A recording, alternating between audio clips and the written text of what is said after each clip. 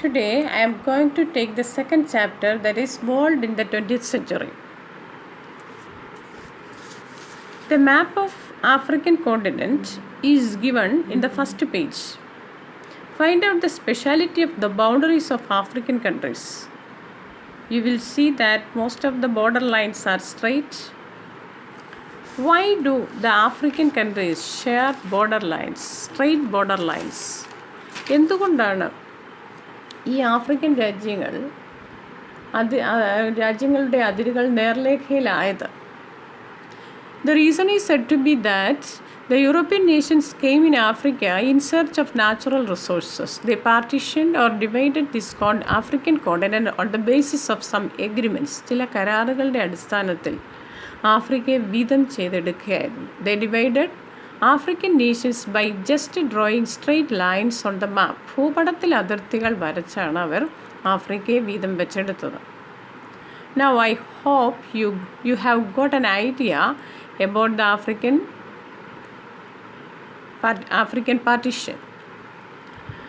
Like African partition, similar type of exploitation occurred or happened in other parts of the world. ലോകത്തിൻ്റെ വിവിധ ഭാഗങ്ങളിൽ ഇതുപോലുള്ള ചൂഷണങ്ങൾ നടന്നു. Next subtitle is From Capitalism to Imperialism. മുതലാളിത്തത്തിൽ നിന്ന് സാമ്രാജ്യത്വത്തിലേക്ക്. In this subtopic, let us learn about the circumstance that the Europeans went for market in Asian, African and Latin American nations. Do you have any idea about industrial revolutions? That topic you have learned in the previous classes. Even though we learned this, let us bring some points about the industrial revolution. Where did these industrial revolutions begin first? Industrial revolution began first in England, then it spread all over the European countries. With the invention of machines, the production increased in large scale. വലിയ അളവിൽ ഉൽപ്പാദനം വർദ്ധിച്ചു. എന്തിൻ്റെ കണ്ടുപിടുത്തത്തോടു കൂടി?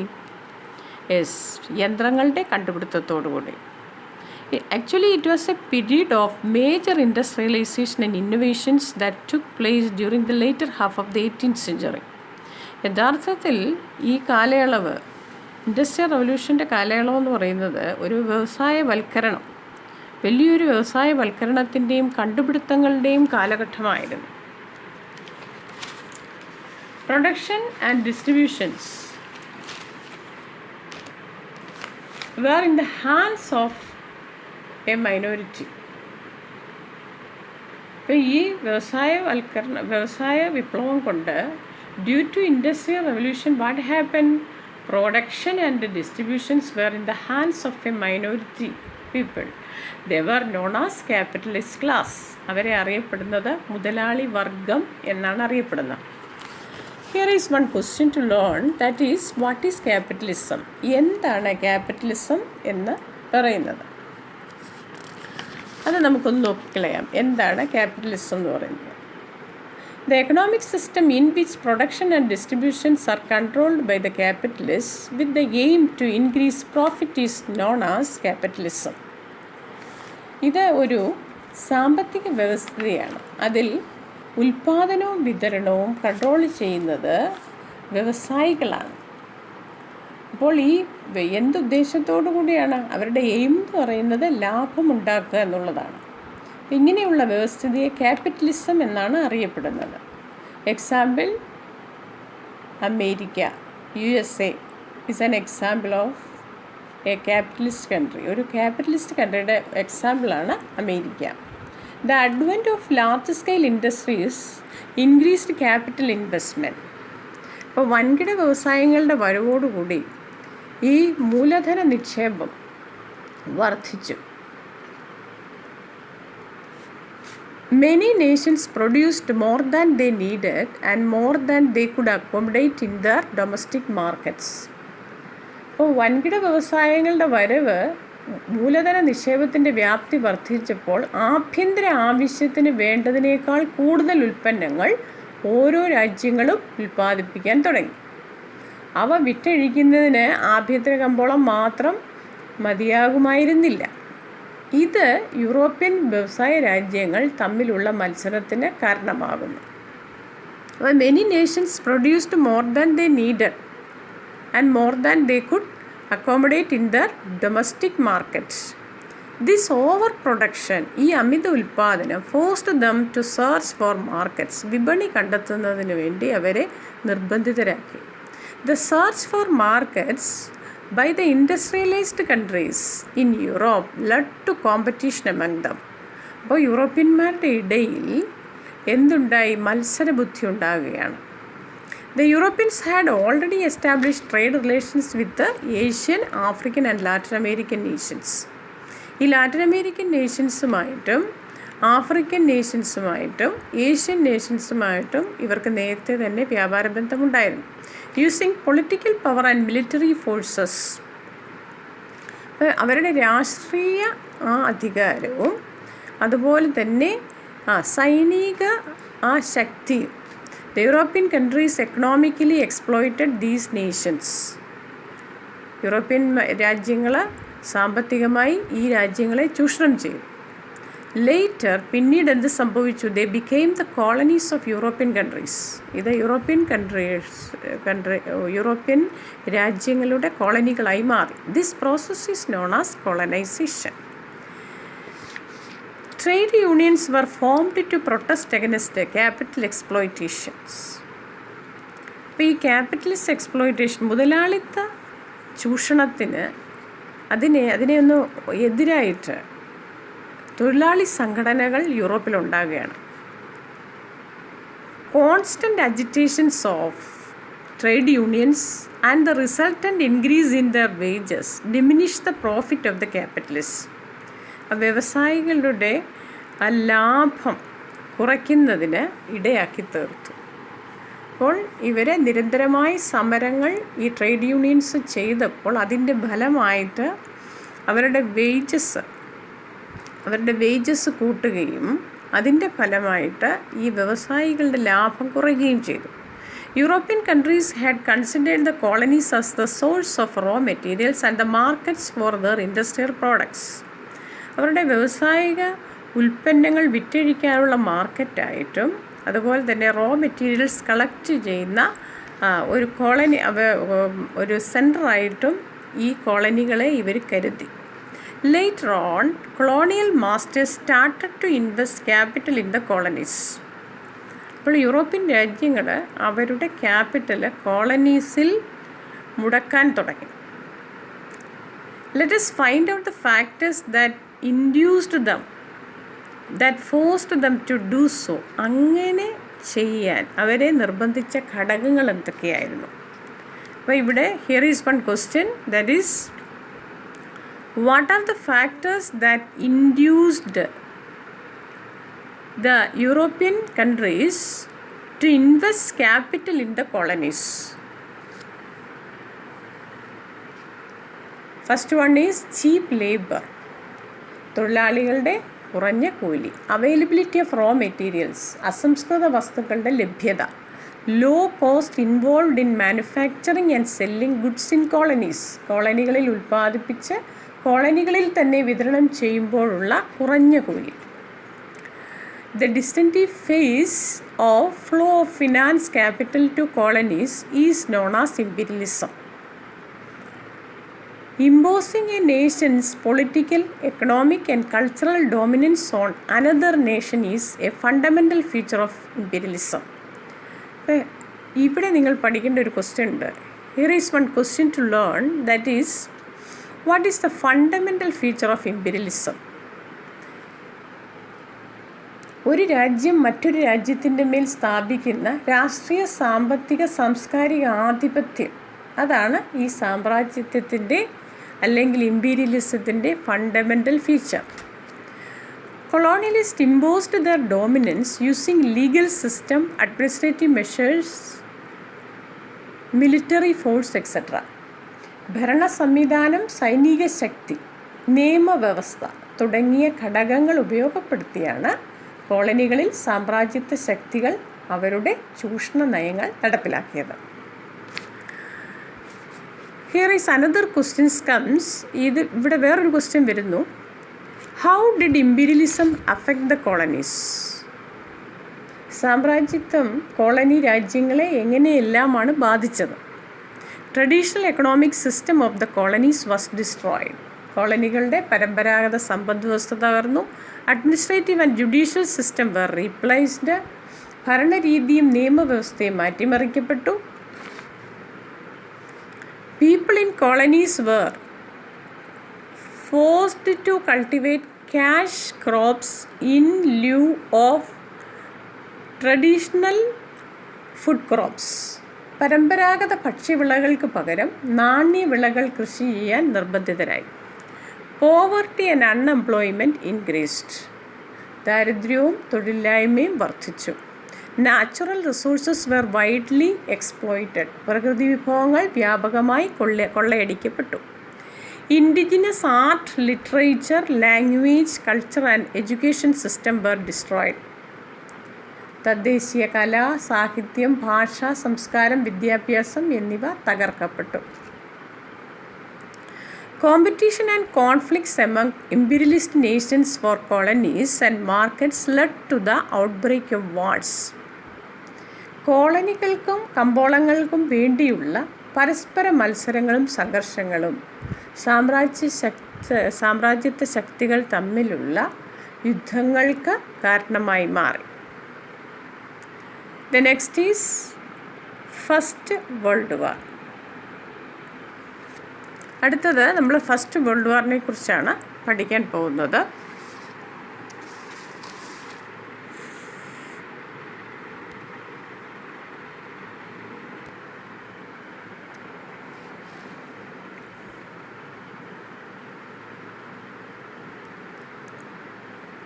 The conflicts among the imperialist powers ultimately led to the entire world to a war. സാമ്രാജ്യത്വ ശക്തികൾ തമ്മിലുള്ള തർക്കങ്ങൾ ലോകരാഷ്ട്രങ്ങളെ ഒരു യുദ്ധത്തിലേക്ക് കൊണ്ടെത്തിച്ചു. ഇതിന് വഴിതെളിച്ച ഘടകങ്ങൾ ഏതെല്ലാമാണ്? Let us find out the reason behind this. Which are the factors behind the First World War?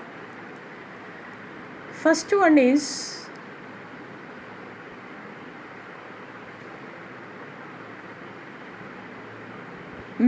one is military alliance. സൈനിക സഖ്യങ്ങൾ നോക്കാം. The European nations vied with each other in establishing colonies. They were in competition. അവരെന്തിലായിരുന്നു? മത്സരത്തിലായിരുന്നു. They were in competitions. ഏതിലാണ്? To establish colonies. കോളനികൾ സ്ഥാപിക്കാൻ വേണ്ടിയിട്ട് അവർ മത്സരത്തിലേർപ്പെടുകയാണ്. They were engaged in competitions to establish colonies. This competition led to conflicts among them. ഇത് ഇവരുടെ ഇടയിൽ കോൺഫ്ലിക്റ്റിനിടയാക്കി, ഇവരുടെ സംഘർഷങ്ങൾക്കിടയാക്കി. And caused mutual distress and enmity. ഇവർ തമ്മിലുള്ള വിശ്വാസമില്ലായ്മയിലേക്ക് ഇത് നയിക്കുകയാണ്, ശത്രുതയിലേക്ക് നയിക്കുകയാണ്. This further drove the nations to the signing of military alliance. അപ്പോൾ ഈ ശത്രുക്കളെയും മിത്രങ്ങളെയും തിരിച്ചറിയാത്ത ഈ അവസ്ഥയിൽ സൈനിക സഖ്യങ്ങളുടെ രൂപീകരണത്തിന് കാരണമാവുകയാണ്. ഇങ്ങനെ രൂപീകരിക്കപ്പെട്ട സൈനിക സഖ്യങ്ങൾ ഏതൊക്കെയായിരുന്നു? Triple alliance and triple entente were example of such military alliance. അപ്പോൾ പല സൈനിക സഖ്യങ്ങളുണ്ടായിരുന്നു. പക്ഷെ അതിൻ്റെ പ്രധാനപ്പെട്ട രണ്ട് സൈനിക അലയൻസുകളാണ് triple alliance and triple entente. ഇനി ട്രിപ്പിൾ അലയൻസ് ഏതൊക്കെ രാജ്യങ്ങളായിരുന്നു ട്രിപ്പിൾ അലയൻസിൽ ഉൾപ്പെട്ടിരുന്നത്? അതാണ് Triple Alliance. Which were the nations included in the Triple Alliance? Germany, Austria, Hungary and Italy. Next is Triple Entente. Which were the nations included in the Triple Entente? England, France and Russia. The formation of such alliance created a war atmosphere in Europe. ഈ സൈനിക സഖ്യങ്ങൾ യൂറോപ്പിലൊരു യുദ്ധത്തിൻ്റെ അന്തരീക്ഷം സൃഷ്ടിച്ചു. They started manufacturing and buying dangerous weapons. അപകടകരമായിട്ടുള്ള weapons നിങ്ങൾക്കറിയാമല്ലോ, യുദ്ധോപകരണങ്ങളാണ്. അത് അവർ ഉണ്ടാക്കാനും തുടങ്ങി, വാങ്ങാനും തുടങ്ങി, മറ്റ് രാജ്യങ്ങളിൽ നിന്ന് വാങ്ങാനും തുടങ്ങി. മറ്റ് രാജ്യങ്ങളിൽ നിന്ന് അവർ വിനാശകരമായിട്ടുള്ള, അതാണ് ഡേഞ്ചറസ് ആയിട്ടുള്ള വെപ്പൺസ്. ലീതാൽ എന്ന് ഉദ്ദേശിക്കുന്നത് വിനാശകരമായിട്ടുള്ള ഡേഞ്ചറസ് ആയിട്ടുള്ള വെപ്പൺസാണ്, ആയുധങ്ങളാണ്. വെപ്പൺസ് എന്ന് ഉദ്ദേശിക്കുന്ന ആയുധങ്ങളാണ്. European nations resorted to various strategies to succeed in their imperialistic competition. അപ്പോൾ ഈ യൂറോപ്യൻ രാജ്യങ്ങൾ വിജയിക്കുന്നതിന് വിവിധ മാർഗങ്ങൾ സ്വീകരിക്കുകയാണ്. വേരിയസ് സ്ട്രാറ്റജീസ് അവരുപയോഗിക്കുകയാണ്. They used various strategies. എന്തിനു വേണ്ടിയാണ്? For what purpose? To succeed in their competition, imperialistic competition, സാമ്രാജ്യത്വ മത്സരങ്ങളിൽ ജയിക്കാൻ വേണ്ടിയിട്ട്. Aggressive nationalism was one among them. അവരുടെ തന്ത്രങ്ങളിൽ ഒന്നാണ് aggressive nationalism. The European nations used aggressive nationalism to invade other countries. മറ്റ് രാജ്യങ്ങളെ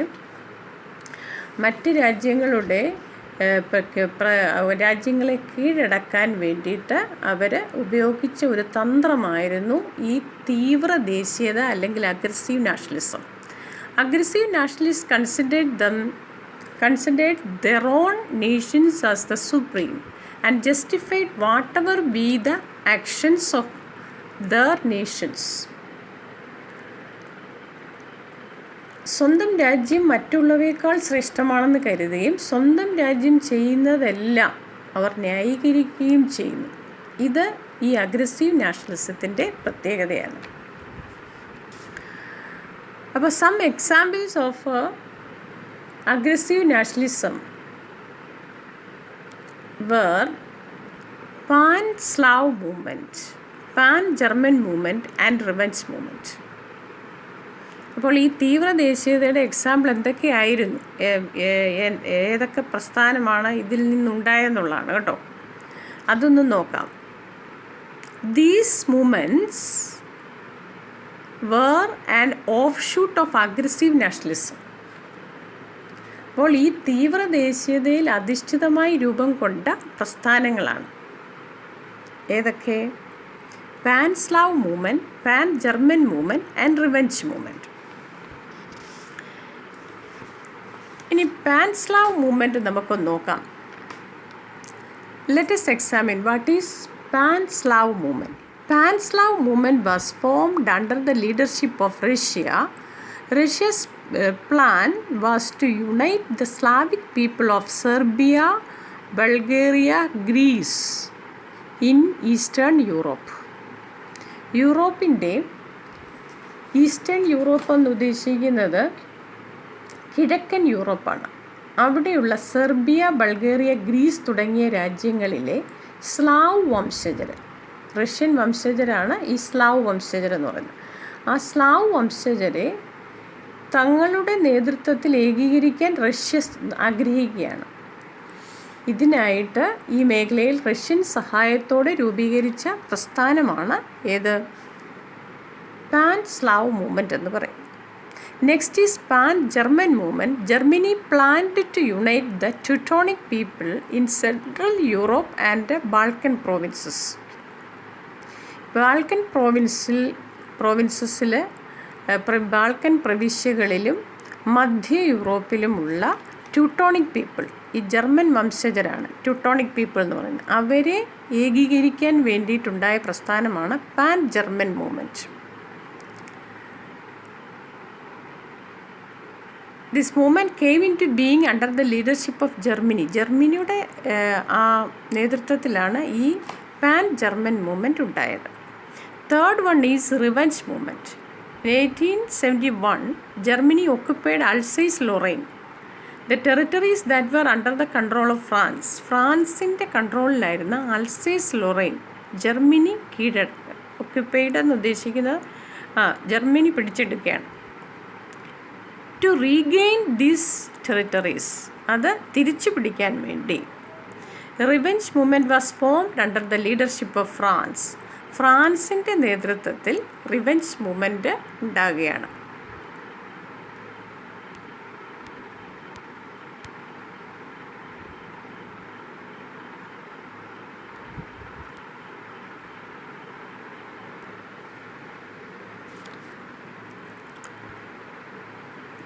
Imperialist competition led the European nations into several crises. The important among them were Moroccan crisis and Balkan crisis. ഈ European രാജ്യങ്ങൾ തമ്മിലുള്ള മത്സരം വിവിധ പ്രതിസന്ധികളിലേക്ക് അവരെ നയിക്കുകയാണ്. അതിൽ പ്രധാനപ്പെട്ടതാണ് മൊറോക്കൻ ക്രൈസിസും ബാൾക്കൻ ക്രൈസിസും. First one is Moroccan crisis. A secret treaty was signed between Britain and France. A secret treaty was signed between Britain and France in 1904. 1904 ഒരു രഹസ്യ ട്രീറ്റി, ഒരു രഹസ്യ സന്ധി ഉണ്ടാക്കുകയാണ്. ആരൊക്കെ തമ്മിൽ? ബ്രിട്ടനും ഫ്രാൻസും തമ്മിൽ. According to this treaty, Britain recognized the claim of France over Morocco. Morocco എന്ന് പറയുന്ന ആ പ്രദേശം, മൊറോക്കോ എന്നുദ്ദേശിക്കുന്നത് മൊറോക്കൻ പ്രദേശം എന്നുദ്ദേശിക്കുന്ന ആഫ്രിക്കയിലുള്ള ഒരു പ്രദേശമാണ് ഈ മൊറോക്കോ എന്ന് പറയുന്നത്. ആ മൊറോക്കോയുടെ മുകളിൽ ഫ്രാൻസിന് ആധിപത്യമുണ്ടെന്ന് ബ്രിട്ടൻ റെക്കഗ്നൈസ്ഡ് ചെയ്യുന്ന ഒരു രഹസ്യസന്ധി ഉണ്ടായി. The French claim over Morocco was opposed by Germany. പക്ഷേ ജർമ്മനി ഇത് സമ്മതിച്ചില്ല, അതിനെ എതിർത്തു. അതാണ് ജർമ്മനി ഇത് അംഗീകരിച്ചില്ല. മൊറോക്കൻ തുറമുഖമായ അഗഡീറിലേക്ക് ജർമ്മൻ യുദ്ധക്കപ്പലുകൾ അയച്ചു. തുടർന്നുള്ള അനുരഞ്ജന ചർച്ചയിൽ തങ്ങളുടെ കോളനിയായ ഫ്രഞ്ച് കോങ്കോയുടെ ചില ഭാഗങ്ങൾ ജർമ്മനിക്ക് നൽകി ഫ്രാൻസ് ഈ പ്രശ്നം താൽക്കാലികമായിട്ട് പരിഹരിക്കുകയാണ്. Germany send battle ships to the Moroccan port. France agreed to transfer a part of French Congo to Germany. French Congo എന്ന് പറയുന്ന പ്രദേശം ആഫ്രിക്കയിലാണ്. അപ്പോൾ ഫ്രഞ്ച് കോങ്കോയുടെ ഒരു ഭാഗം ജർമ്മനിക്ക് കൊടുക്കാമെന്ന് ഫ്രാൻസ് ഏറ്റപ്പോൾ ജർമ്മനി അക്സെപ്റ്റ് ചെയ്തു? Agreed to admit Morocco to ഫ്രാൻസിന് കൊടുക്കാനായിട്ട് സമ്മതിച്ചു. ഫ്രാൻസ് ഇൻ റിട്ടേൺ തിരിച്ചു കൊടുക്കാൻ. This problem was solved temporary. ഇത് താൽക്കാലികമായിട്ട് പരിഹരിക്കപ്പെട്ടു ഈ പ്രശ്നം. The next is Balkan crisis ആണ്. Balkan region is situated in യൂറോപ്പിൽ ആണ് ഇത് ബാൾക്കൻ റീജിയൻ എന്ന് പറയുന്നത്. Close to Aegean sea and black sea. കരിങ്കടലിനും അതുപോലെ തന്നെ ഏജിയൻ സീക്കും സമീപത്തായിട്ടാണ് ഇത് സ്ഥിതി ചെയ്യുന്നത്. It was a part of Ottoman Empire. Ottoman തുർക്കികളുടെ സാമ്രാജ്യത്തിൻ്റെ ഭാഗമായിരുന്നു. അപ്പം ഈ തുർക്കികളാണ് ഇത് കൺട്രോൾ ചെയ്തുകൊണ്ടിരുന്നത്. ഈ 1912 ബാൾക്കൻ ലീഗ് എന്ന് പറയുമ്പോൾ അതിൻ്റെ അകത്ത് ഏതൊക്കെ രാജ്യങ്ങൾ അടങ്ങിയിരുന്നു? which were the nations included in the Balkan League? Greece, Bulgaria, Serbia and Montenegro. ഇത്രയും രാജ്യങ്ങൾ ഒന്നിച്ച് ചേരുമ്പോൾ അതിനെ നമ്മൾ ബാൾക്കൻ ലീഗ് എന്ന് പറയും. ഈ ബാൾക്കൻ ലീഗ് എന്ത് ചെയ്തു? Balkan league defeated Turkey. However, the conflicts among the allied nations in sharing the benefits of war led to the breakup of the league and resulted in wars among them. തുർക്കിയെ പരാജയപ്പെടുത്തിയെങ്കിലും യുദ്ധത്തിൻ്റെ നേട്ടങ്ങൾ പങ്കിട്ടെടുക്കുന്നതിൽ ഈ Balkan സഖ്യത്തിലുള്ള രാജ്യങ്ങൾ തമ്മിൽ അഭിപ്രായ വ്യത്യാസമുണ്ടായി. ഇത് Balkan രാഷ്ട്രങ്ങൾ തമ്മിലുള്ള യുദ്ധങ്ങൾക്ക് കാരണമായി. Next is the immediate cause of First World War. When Austria laid its claim over the Balkan region with the support of Germany, Serbia claimed this region with the support of Russia. Balkan പ്രദേശത്ത് ആധിപത്യം ഉറപ്പിക്കാൻ Russian സഹായത്തോടെ സെർബിയയും ജർമ്മനിയുടെ പിന്തുണയോടുകൂടി ഓസ്ട്രിയയും ശ്രമിച്ചു. During this time, ഈ സമയത്ത്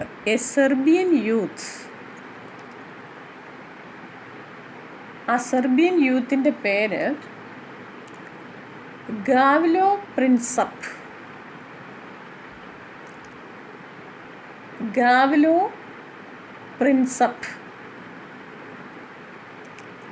ആരെ വെടിവെച്ച് കൊന്നു? Assassinated Francis Ferdinand, the heir to the throne of Austria, at the Bosnian capital Sarajevo in July 1914. 1914 ജൂണിൽ ഓസ്ട്രിയൻ കിരീടാവകാശിയായ ഫ്രാൻസിസ് ഫെർഡിനാനെ ബോസ്നിയൻ തലസ്ഥാനമായ സരായോവിൽ വെച്ച് സെർബിയൻ യുവാവായ ഗാവ്ലോ പ്രിൻസപ്പ് വെടിവെച്ച് കൊന്നു. സെർബിയയാണ് ഇതിന് ഉത്തരവാദിയെന്ന് പ്രഖ്യാപിച്ച ഓസ്ട്രിയ സെർബിയയുടെ മേൽ 1914 ജൂലൈ 28 യുദ്ധം പ്രഖ്യാപിക്കുകയാണ്. Austria held Serbia responsible for it's and declare war on Serbia on 28 July 1914. These allied nations rushed to help their allies എന്ന് ഉദ്ദേശിക്കുന്ന സഖ്യങ്ങൾ. അപ്പോൾ ആരൊക്കെ തമ്മിലാണോ സൈനിക സഖ്യങ്ങൾ ഉണ്ടാക്കിയത്, അപ്പോൾ ഓരോ രാജ്യത്തെ സഹായിക്കാൻ അവരവരുടെ സഖ്യങ്ങളിലുള്ളവർ ഓടി വരികയാണ്. Almost all the nations of the world, directly or indirectly, were involved in it. ലോകത്തുള്ള ഭൂരിഭാഗം നേഷൻസും, അതാണ് ലോകത്തെ ചെറുതും വലുതുമായ രാഷ്ട്രങ്ങൾ നേരിട്ടോ അല്ലാതെയോ ഈ യുദ്ധത്തിൽ പങ്കാളികളായി. അതിനാൽ ഈ യുദ്ധത്തെ ഒന്നാം ലോക യുദ്ധം എന്ന് പറയും. Therefore, this war is known as the First World War. Almost all the nations of the world, directly or indirectly, involved in it. Therefore, this war is known as the First World War. Next is the result of the First World War.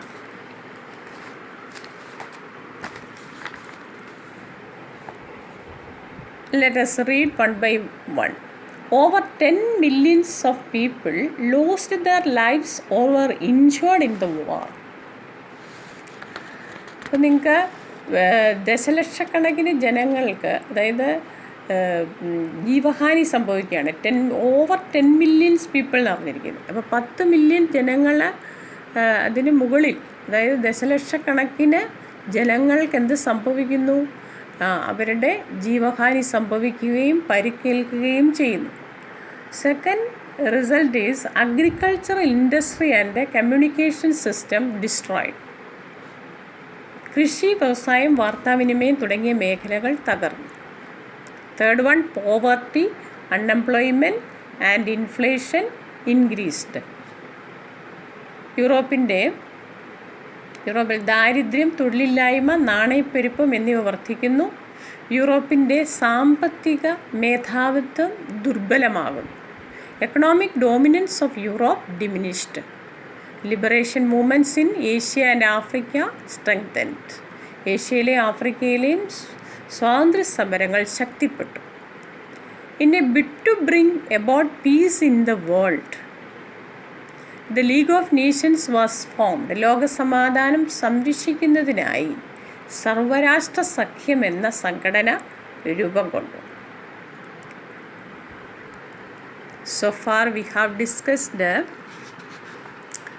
about the partition of Africa, then from capitalism to imperialism, and the First World War.